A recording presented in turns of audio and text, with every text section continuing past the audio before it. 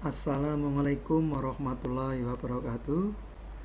Selamat pagi anak-anakku semua. Mari kita belajar kembali. Setelah minggu lalu kalian melaksanakan kegiatan ulangan harian. Pada pertemuan kali ini kita akan belajar tentang mobilitas sosial.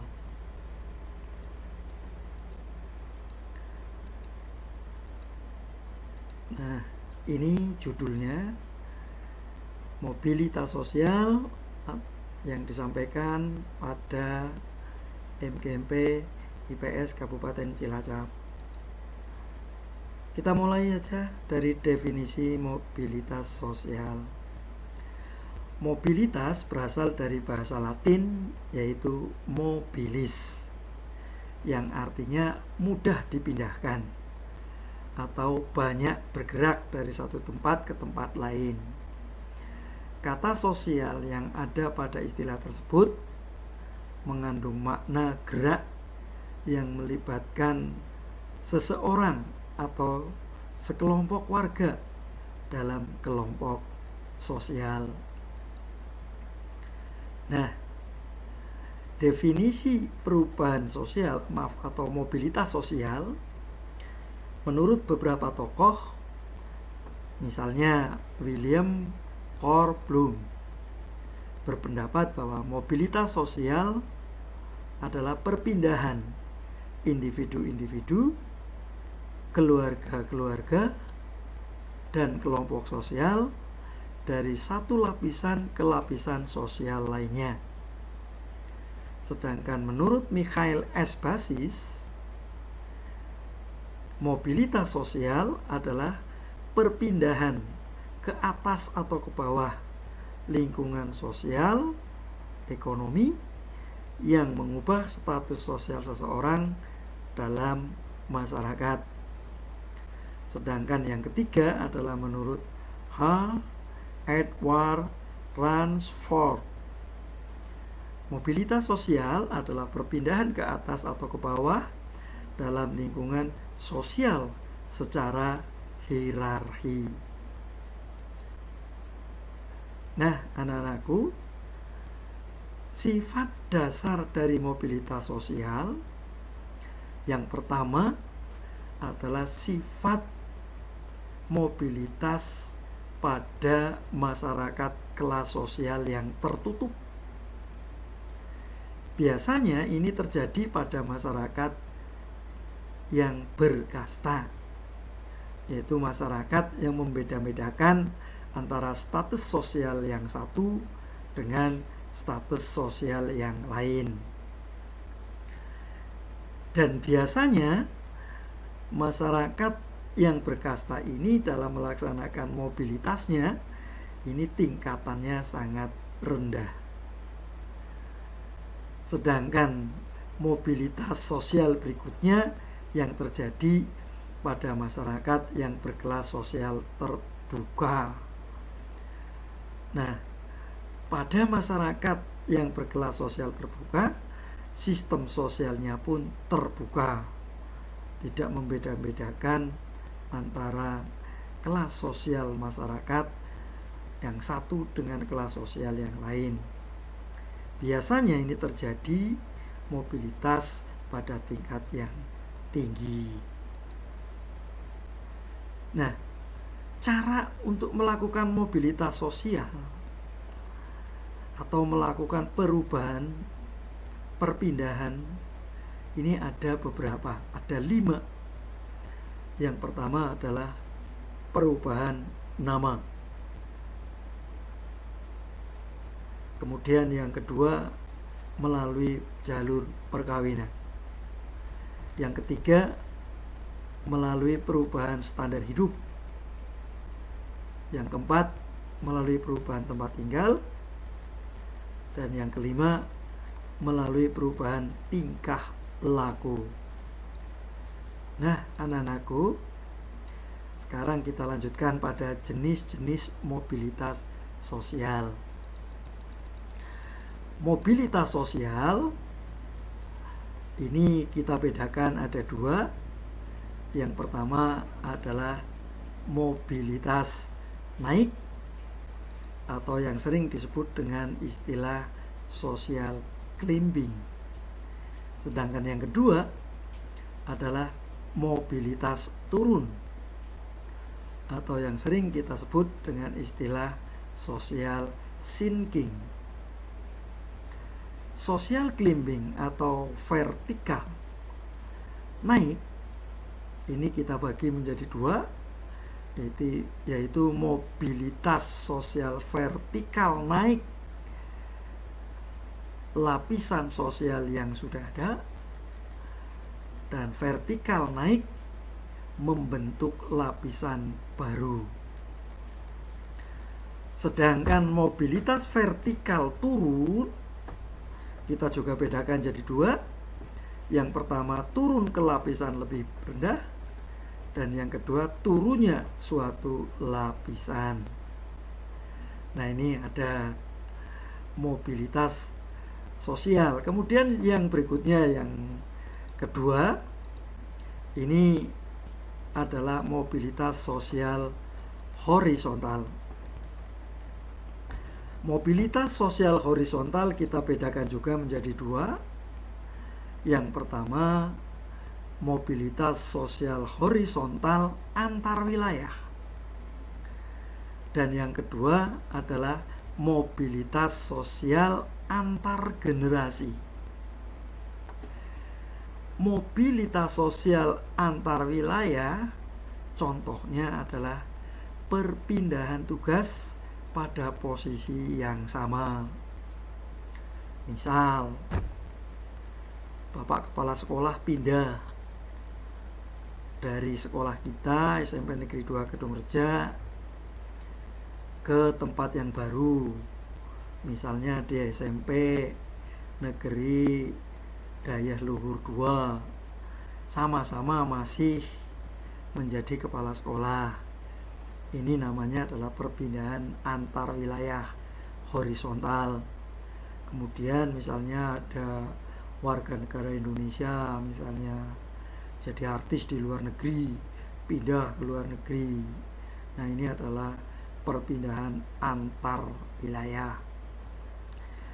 Kemudian ada mobilitas sosial horizontal antar generasi. Ini dikelompokkan ada dua, yaitu intragenerasi dan intergenerasi. Perubahan sosial atau perpindahan mobilitas sosial intragenerasi contohnya adalah seorang guru di sekolah swasta yang statusnya masih sebagai pegawai swasta, kemudian ikut tes dan diangkat menjadi seorang PNS, maka otomatis strata sosialnya akan naik dari pegawai swasta menjadi PNS. Ini namanya intragenerasi. Kemudian mobilitas antar generasi yang kedua adalah intergenerasi, yaitu mobilitas yang terjadi dalam lebih dari satu generasi. Contoh, ayah memiliki tambang, anaknya juga menjadi pekerja, lalu anak ayah tersebut menyerahkan tambangnya ke anaknya. Ini namanya intergenerasi. Kemudian berikutnya ini penyebab mobilitas vertikal naik. Yang pertama adalah melakukan peningkatan prestasi kerja. Kemudian yang kedua, menggantikan kedudukan yang kosong akibat adanya proses peralihan generasi. Penyebab mobilitas vertikal turun ini berhalangan tetap atau sementara, kemudian memasuki masa pensiun, kemudian berbuat kesalahan fatal sehingga menyebabkan diturunkan atau dipecat dari jabatannya. Nah, ini adalah penyebab vertikal. Kemudian konsekuensinya daripada mobilitas.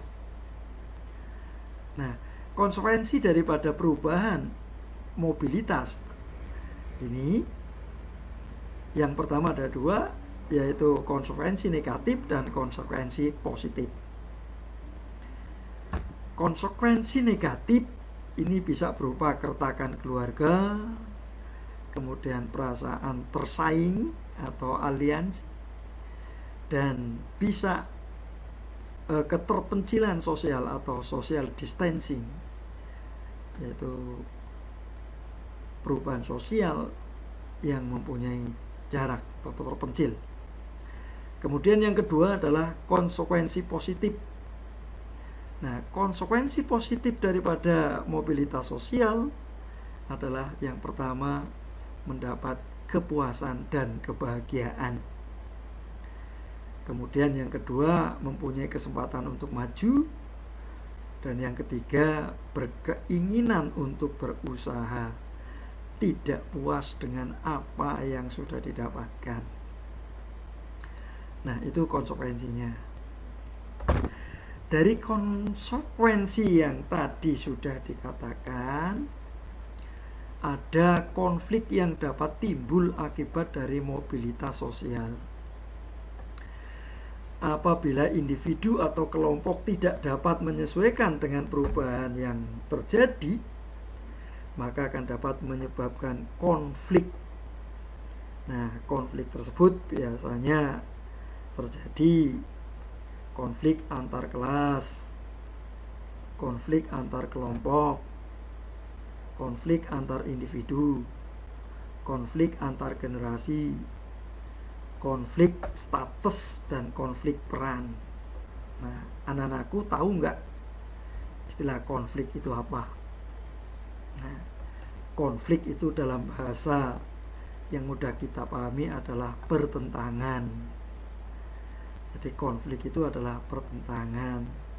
Jadi mobilitas sosial itu juga bisa menyebabkan individu atau kelompok yang tidak dapat menyesuaikan dengan perubahan yang terjadi, bisa menimbulkan pertentangan, yaitu pertentangan antar kelas, pertentangan antar kelompok, pertentangan antar individu, pertentangan antar generasi, dan yang terakhir adalah pertentangan status dan pertentangan peran.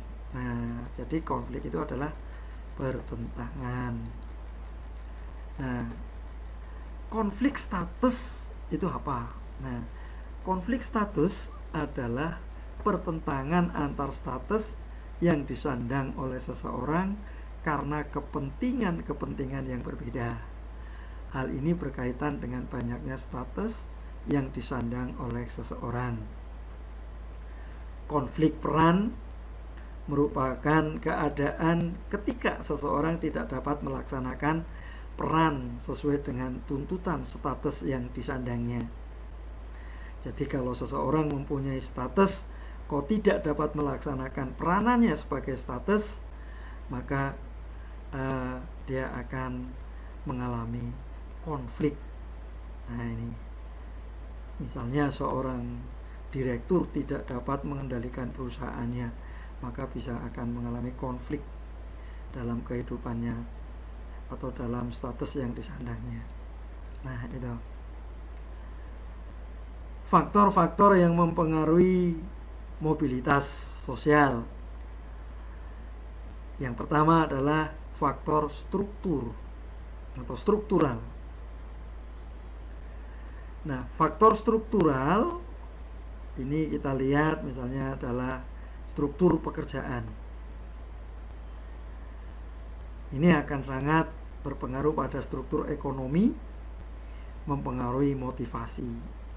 Jadi kalau pekerjaannya bagus, dia akan termotivasi untuk mendapatkan status ekonomi yang bagus. Kemudian yang kedua dari faktor struktural adalah perbedaan fertilisasi. Faktor fertilisasi ini sangat mempengaruhi jenis pekerjaan. Kemudian yang ketiga adalah ekonomi ganda. Ini akan sangat mempengaruhi prestasi menjadi hal yang sangat penting. Kemudian yang kedua adalah faktor individu. Ini akan sangat mempengaruhi mobilitas sosial. Dari faktor individu, misalnya adalah perbedaan kemampuan seseorang dengan orang lain, kemudian orientasi sikap terhadap mobilitas, untuk apa dia melakukan mobilitas sosial. Nah, tentunya punya orientasi, punya tujuan. Kemudian berikutnya adalah faktor kemujuran. Nah, faktor kemujuran atau keuntungan. Nah, ini. Kemudian yang ketiga adalah faktor status sosial. Status sosial seseorang akan terwarisi kepada anak-anaknya. Nah, itu faktor yang mempengaruhi mobilitas sosial. Oke, berikutnya faktor keadaan ekonomi. Masyarakat desa yang melakukan urbanisasi karena akibat himpitan ekonomi di desa ini biasanya akan melakukan mobilitas sosial. Nah, hal ini bisa menyebabkan urbanisasi, yaitu perpindahan masyarakat dari desa ke kota. Hal ini untuk apa? Untuk memperbaiki status ekonomi mereka. Kemudian yang kedua adalah faktor situasi politik. Kondisi politik suatu negara dapat menjadi penyebab terjadinya mobilitas sosial. Misalnya kita contohkan kondisi politik di negara Myanmar umpamanya. Di sana ada suku namanya suku Rohingya. Karena situasi politik di sana, maka suku Rohingya banyak yang melakukan mobilitas sosial keluar negara. Bahkan ada yang sampai ke Indonesia. Banyak ditampung di provinsi Nangro Aceh Darussalam di sana. Kemudian berikutnya adalah faktor pendudukan, kependudukan atau demografi. Nah, sempitnya lahan pemukiman dan mewabahnya kemiskinan sehingga dapat menuntut masyarakat untuk melakukan transmigrasi. Ini sempitnya lahan, contohnya di Pulau Jawa. Di Pulau Jawa masyarakatnya padat, sementara lahannya sempit. Maka banyak penduduk dari Pulau Jawa yang melakukan transmigrasi. Nah, anak-anak semua tahu transmigrasi itu apa? Nah, transmigrasi adalah perpindahan penduduk dari suatu wilayah yang padat penduduknya ke suatu pulau yang masih jarang penduduknya. Misalnya masyarakat Jawa transmigrasi ke Papua misalnya, karena di sana masih jarang penduduknya. Nah, kemudian ada faktor yang lain untuk melakukan mobilitas sosial, misalnya keinginan melihat daerah lain. Nah, keinginan untuk melihat daerah lain, misalnya melihat daerah Kalimantan Timur akan dijadikan ibu kota negara Indonesia. Banyak orang-orang yang berduyun-duyun pindah ke Kalimantan Timur. Ini ada faktor agama. Nah, suatu negara atau suatu masyarakat di mana masyarakat itu adalah penganut agama minoritas, biasanya ingin pindah, ingin melakukan mobilitas sosial ke suatu daerah yang seagama misalnya. Nah, ini faktor agama juga dapat mempengaruhi mobilitas sosial seseorang. Nah, kemudian ada faktor yang menghambat mobilitas sosial. Faktor yang menghambat mobilitas sosial misalnya adalah perbedaan kelas rasial. Nah ini, kadang-kadang hal-hal yang bersifat rasial membatasi seseorang untuk melakukan mobilitas. Kemudian yang kedua yang menghambat mobilitas sosial adalah agama. Faktor agama. Seperti yang terjadi di India, di sana ada sistem kasta. Anak-anak dulu di kelas 7 sudah mempelajari kasta-kasta yang ada di agama Hindu-Buddha. Nah, dalam agama Hindu-Buddha itu dikenal adanya tingkatan kasta. Kasta yang tertinggi namanya kasta apa, anak-anak tahu nggak? Nah, yang tertinggi itu namanya adalah kasta Brahmana. Siapa kasta Brahmana ini? Misalnya adalah para biksu, para guru agama Buddha atau Hindu. Ini masuk ke dalam kasta Brahmana. Kemudian yang kedua ada kasta Ksatria. Kasta Ksatria ini anggotanya para raja, para hulu balang, para prajurit. Ini adalah merupakan kasta Ksatria, yaitu kaum bangsawan dari kerajaan. Kemudian ada kasta yang ketiga itu namanya adalah kasta pedagang, kasta Waisya. Ini anggotanya adalah para pedagang dan kaum petani yang kaya, kaum petani pemilik sawah, pemilik lahan. Ini kaum Waisya. Dan yang terakhir adalah kasta Sudra. Kasta Sudra ini adalah kastanya paling rendah. Ini para buruh, pengemis, ini masuk ke kasta Sudra. Walaupun pada dasarnya para pengemis, gelandangan, ini masuk ke kasta paling bawah, namanya kasta Paria ini. Tapi yang disebutkan terakhir biasanya jarang sekali. Kemudian hal yang menghambat mobilitas sosial berikutnya adalah diskriminasi kelas dalam sistem kelas terbuka. Ini ada pembatasan-pembatasan,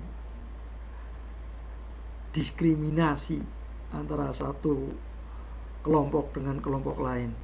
Ini dapat membatasi mobilitas sosial. Kemudian yang menghambat mobilitas sosial berikutnya adalah kemiskinan. Ini membatasi kesempatan bagi seseorang untuk berkembang dan mencapai suatu tingkat sosial tertentu. Ini biasanya terhambat oleh adanya kemiskinan. Kemudian perbedaan jenis kelamin. Nah, perbedaan jenis kelamin ternyata mempengaruhi ini. Dapat mempengaruhi mobilitas sosial, mempengaruhi prestasi, mempengaruhi kekuasaan, status sosial, dan kesempatan untuk meningkatkan sosialnya. Nah, ini faktor yang menghambat mobilitas sosial. Sekali lagi, ada perbedaan kelas rasial, ada perbedaan agama, ada diskriminasi, ada kemiskinan, dan perbedaan jenis kelamin. Ini dapat menghambat faktor mobilitas sosial. Nah, kita lihat anak-anakku semua, saluran untuk melakukan mobilitas sosial ini bisa dilaksanakan melalui saluran apa saja. Misalnya banyak ragam, banyak cara untuk melakukan mobilitas sosial melalui saluran apa saja. Misal melalui organisasi angkatan bersenjata, ini bisa melakukan mobilitas sosial. Kemudian melalui organisasi atau lembaga keagamaan juga bisa melakukan mobilitas sosial lewat lembaga keagamaan. Kemudian bisa melalui lembaga pendidikan, bisa melalui organisasi politik, bisa melalui perkawinan, bisa melalui lembaga-lembaga ekonomi, bisa melalui organisasi keolahragaan. Nah, sebetulnya masih ada beberapa cara untuk melakukan mobilitas sosial. Nah, tapi kita sebutkan yang ini saja. Saluran mobilitas sosial bisa dilakukan ada beberapa saluran. Yang pertama, sekali lagi, bisa melalui angkatan bersenjata, bisa melalui lembaga agamaan, lembaga pendidikan, organisasi politik, perkawinan, lembaga ekonomi, ataupun lembaga keolahragaan. Nah, itu adalah saluran daripada mobilitas sosial. Nah, sekarang dampaknya apa, anak-anakku semua? Dampak daripada mobilitas sosial yang pertama adalah dampak positif. Dampak positif daripada mobilitas sosial biasanya dapat memberikan motivasi bagi masyarakat untuk maju dan berprestasi agar dapat memperoleh status yang lebih tinggi. Sekali lagi, dampak positif bisa memberikan motivasi bagi masyarakat untuk lebih maju dan berprestasi agar dapat memperoleh status yang lebih tinggi. Sedangkan dampak negatifnya apa? Dampak negatifnya adalah setiap perubahan mobilitas pasti akan memiliki dampak negatif. Hal ini bisa berupa konflik, seperti yang tadi di awal sudah saya sebutkan, bermacam-macam konflik atau pertentangan. Ini, oke? Demikian pengertian dan bentuk mobilitas. Terima kasih. Pada pertemuan kali ini kita cukupkan sekian. Besok kita ketemu lagi Kamis depan. Nah, demikian apa yang Pak Guru sampaikan. Silakan kamu pahami, lihat video kecil ini, kamu pahami, jangan lupa nanti tugas-tugasnya kamu kerjakan. Terima kasih. Assalamualaikum warahmatullahi wabarakatuh.